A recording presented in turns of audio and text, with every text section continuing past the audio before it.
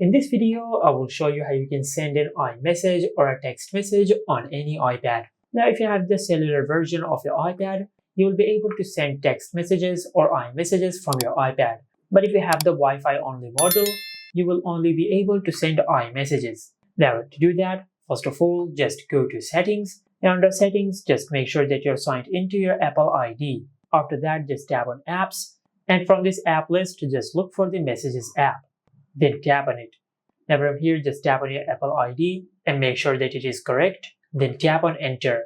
Also, for iMessage to work, make sure that your iPad is connected to the internet. Now after you arrive on the screen, then just scroll down and make sure you enable the toggle for iMessages. After you do that, then just tap on Send and Receive and make sure you enter your phone number or your Apple ID in this section. Now after you've done that, then just go to your home screen and open the Messages app. And if you cannot find the Messages app over here, just go to the app library and search for Messages over here.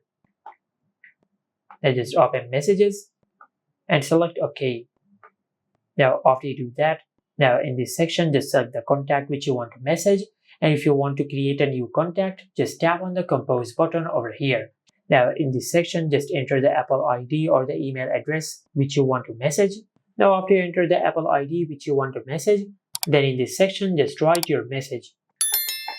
After that, just tap on Enter and you will start messaging on your iPad. Just like that. And this is it. Make sure to like, comment and subscribe. Thank you for watching.